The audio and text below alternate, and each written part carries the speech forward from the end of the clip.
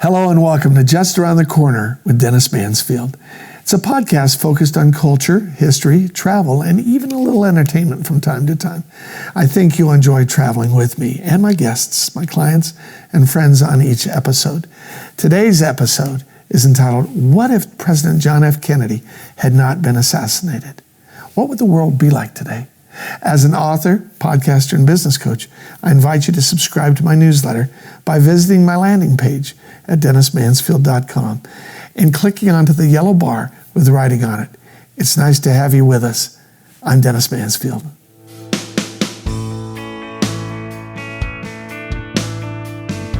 Thank you for joining Just Around the Corner with Dennis Mansfield. As John Hay, one of the most famous men of the 19th century, once said, all the great prizes in life are just around the corner. Let's go there together. You know, in a sense, the title for today's episode is a bit misleading, though we will talk about what the world would be like if John F. Kennedy had not been assassinated on November 22nd, 1963. I want to use that as an end point rather than a subject matter per se. See, what I'd like to do is share with you, maybe invite you into my library as I talk to you about how I write, so that it might be an encouragement to you about how you could write. See, ultimately, because I'm a coach, I coach people who want to write. So take this as an opportunity for you to sit down at your keyboard and do some typing away with ideas, creative ideas that come as a result of listening or viewing this particular episode of Just Around the Corner. So I came to a point, having written a number of nonfiction books, that I really wanted to expand the horizons. So in a very, I think, organic fashion, my wife and I were in Europe, and we were biking with some close friends across 5 different countries next to the Danube River. And suddenly we found ourselves in Vienna, Austria, and we were having a lunch, and the waiter came up and said, "Welcome to Central Platz." And something inside of me clicked, and I went, "Central Platz, something happened here historically." I'm a big fan of history. I love little trivia pieces that come around. He said, "Look, these a lot of things happen in Austria here, especially in Vienna. What are you referring to?" I said, no. It's a confluence of a bunch of interesting people that came." He goes, "Oh, you mean Cafe Central?" And I said, "That's right." It was a BBC article that I had read years before, but was still in my thinking patterns. What had happened was that there was a cafe in Vienna, Austria, where young Adolf Hitler and young Joseph Stalin and middle-aged Vladimir Lenin and young Leon Trotsky and very young Marshal Tito all lived around this coffee shop. It's like, how bad was the voodoo in that water, right? And they were all young men, all coming together, actually in the coffee shop at the same time at various times. And so I thought, we got to go see it. So we drove our bikes down there, went in, beautiful place. If you're ever in Vienna, Austria, you must go to Cafe Central. What went through my mind was, I've got to write a book on it. Well, while I was thinking about how to write it, I also started thinking about changing history. If you could, would you? Which then led me to a childhood moment in time when I was 7 years old, when President John F. Kennedy came into our local area of Texas, where my dad was stationed as an Air Force NCO, and communicated to the city of San Antonio and then to the community of Dallas, except he was cut down on his way to give that speech. So here I was at 7, being in the community. The next day, John F. Kennedy is hurled into eternity. And it left an impression of, boy, I wish there was some way that we could have helped. So in my writing, I began with this book, To Trust in What We Cannot See, and then moved, ultimately, the arc to the book that I had wanted to do from when I was a young kid, thinking about the empires of dirt.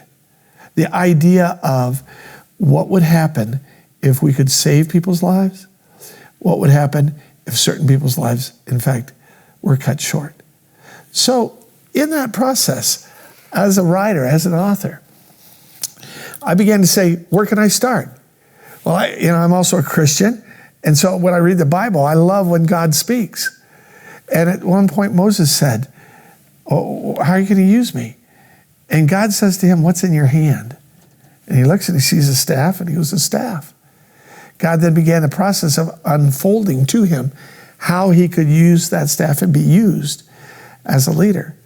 Well, as I sat there reading and thinking and cogitating on what I wanted to do with the story of these incredible bad men who probably should have died in order to help, ultimately, the second part of it, a good man who didn't need to die. What I did was I said, what's in my hand? And what was in my hand, literally staring at me in my face, was a first volume of Ulysses S. Grant's memoirs. This is a first volume signed with an overview of an individual who was the first owner of the book, and he ended up writing his name at the very front of it, and his name is Oral Bacchus, Backus. And when Mr. Bacchus wrote this, it turned out that he had been with Ulysses S. Grant. And I went, wait a minute. He's writing all through this? I can go through and see it. How about if in my writing about this arc of history, could I use him? He ended up being a central piece to the book. And in the book, it turns out I looked around on the table in my library, and there was a second book, and it was called Hitler, the Missing Years. And I went, wait, this is a first edition, signed again, book by an individual who spent time with Ernst Hofstadter, who is the author of this book and who had been with Hitler in the early years before the war, and then ultimately went to prison and did his time and came back and was a fruitful citizen for the Germans. And I read through his book and I went, my heavens, what would life have been like if we could take all these historical people and then bring them through some sort of 88 miles an hour reference to the DeLorean and to the opportunity in Back to the Future to go back through time. Well, ladies and gentlemen, I can tell you this, that when we open ourselves up to creativity in writing, things start popping. And I decided, well, how can I create that DeLorean? And I came across then, there in my library, a book called the Newton Papers. And it's an overview by Sarah Dry, Dr. Sarah Dry, who did a fantastic job of looking at Isaac Newton and finding out that, in fact, Isaac Newton had been a committed Christian and had done an incredible overview while he was doing all of his other science discovery and reviews to be able to do one on the Bible. He did a complete overview of the Old and the New Testament that was never found until 1936, from the 1700s to 1936. So I said, another player in this open saga of my writing. Once I get the players, then comes the issue of how to orchestrate them for the team. Well, in the first book, in To Trust in What We Cannot See, I came across the fact that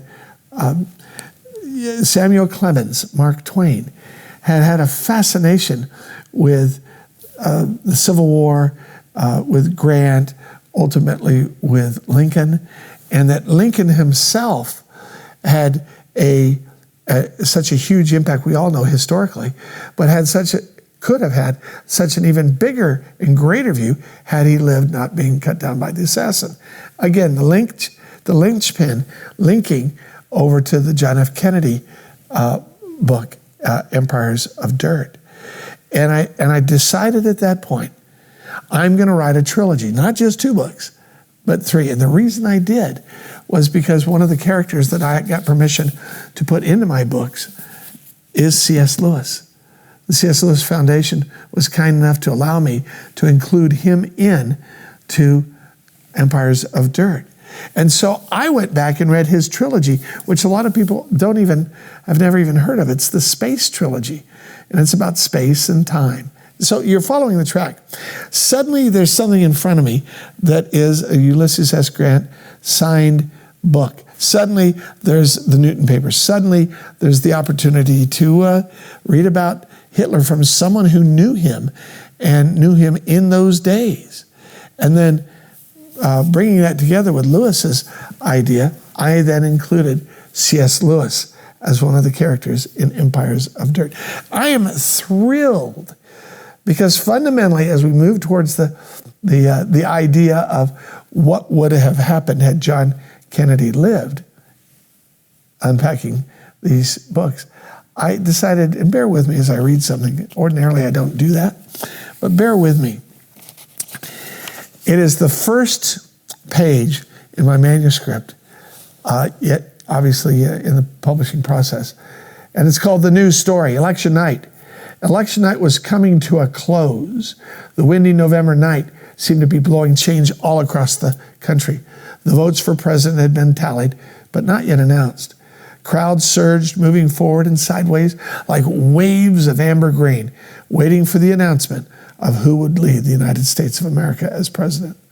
The Democratic nominee was a rare find, a young man of color whose roots mixed in with the roots of the nation. A community organizer by career, he didn't really give speeches, as did other candidates. He preached messages. Those messages thrilled his audiences. And throughout the campaign, he spoke of change and hope. And like every good preacher, when it was his time to pass the plate, the donations flowed. As the first black nominee to a major political party, he raised a lot of money. He raised even more votes, and he won. Ladies and gentlemen, said the voice on the microphone, it is my great honor to introduce for the first time the President-elect of the United States. He paused, and the crowd could hear a catch in his voice. All stood silently. He recovered. The President-elect of the United States and his wife, the Reverend M.L. King, and the future First Lady, Coretta Scott King. What? The date on this? November 5th, 1968. And that is how I began the process of shocking my audience, those that love my books, to go, this was Barack Obama. What are you talking about? No. Part of what happened, and most people don't realize this, is that Martin Luther King in 1968 was preparing to run for president. He already had a committee that was starting up. There was movement to do that because he had a presence as a late 30s minister that was a world figure, Nobel Peace Prize winner. He had everything that it took. So what would have happened? My argument was I had to go back through time, and in my DeLorean, I used the issue of telluric currents. They're currents that go all around the world. And I used the idea, if you could take DNA off of every book that ever had anybody write on it, there's DNA, degraded or not, that if you could put your thumb on the DNA, stand next to the telluric current, step into it, you would go to when the book was written, or at least when the signature on it was placed. And that was my DeLorean. And so all through the story of book 1 and now book 2 has been the idea that this story would go and change the lives. So how do you change the life? Well, again, research is part of my life. I love it. I absolutely love it. And I came across an amazing book. It's called Reclaiming History. Now, this looks like a tome. It isn't. It was a joy to read. It was a joy to study. Vincent Bugliosi was the prosecutor who built the case against the Charles Manson family. He wrote this particular volume based on reclaiming the history of the Kennedy assassination, and he determined at that point that it was not a conspiracy from behind the grassy knoll, that it was from behind shots that hit Kennedy and killed Kennedy. I was stunned when I read this. Why? Because it took the idea of the Warren Commission's work and it legitimized it by saying the practical reality of time, space, and energy and effort showed that, in fact, Lee Harvey Oswald did do it, was caught, and ultimately arrested, and then of course was killed. But the difference was, as I began the preparation, was a book that came my way called Mortal Error. Again, in my library, sitting there staring out at me saying, "Read me." And I picked it up and I went, holy cow. Along with a second book called JFK, the Smoking Gun. Now, I'm not suggesting that this is fact. I'm just telling you that this particular man's theory is remarkable. And he was one of the individuals who was called on by CBS News, Walter Cronkite, to reenact the shooting of Kennedy a year after the November 22nd assassination. And this individual saw that it could have occurred, but it would have been very, very, very difficult. So what was the question? Well, they did a ballistics exam, and they went through and said, there's a high probability that 2 rounds entered into Kennedy. One from the Mannlicher Carcano that went like they called it the pristine bullet. Went through him, did that. And then the head wound that ended his life was from a higher velocity AR-15. I've had people in my research say they didn't even have AR-15s in 1963. And what I found was, yes, indeed, they did. And there was an AR-15 sitting on the floor of the Secret Service contingent's car behind President Kennedy. And when the rounds were fired off by Oswald, the argument goes that one of the Secret Service men picked up the AR-15 and accidentally killed John F. Kennedy. Now, it is a theory that has been unbelievably challenged and yet still holds solid on many levels. Am I a conspiratorial person? No, not at all. I love facts. And I love taking those facts and then creating story out of them. So the argument for me was, if that's the case, let's suggest that for the story, for the fictional story, as a writer, I had to stop that weapon from being fired. And I built my story around that for Empires of Dirt, at which point Kennedy did end up living, that the weapon did not take him down, that he was able to then run in 64, be elected, and then build up, based on the ongoing civil rights movement, a relationship with Martin Luther King and his brother Robert Kennedy as well, ultimately moving towards the idea that had Kennedy lived, so much of the America that we now know would not be what we now have. For example, most likely there would not have been a Ronald Reagan, because Ronald Reagan's rise, most people don't realize this, that he ran for president in 68 and lost. He ran for president in 76 and lost. He ran for president in 1980 and then finally won. By 1980, there might not have been a Jimmy Carter to run against. In other words, every protagonist needs an antagonist. And Carter would not most likely have been there, although he could have been. It wouldn't have been in a situation of turmoil because of Vietnam, because of Watergate, because of all those other items. That would have caused the rise of a Reagan. So I went through and I examined that. And when I came back to it, I realized, wow, what a pivot point that a moment in time, or a series of moments in time, if mitigated, could end up creating an entire new world, an entire new story, and an entire new present that we who occupy the space and time of this world would be living in. Now, that's why I'm a fiction writer. That's why I'm enjoying the idea of taking fact and nonfiction stories, moving them through a time process and a change of space and time in order to bring about a new opportunity and challenge the reader. Why? Well, the stories are there. I find them wonderful to research, a joy to write.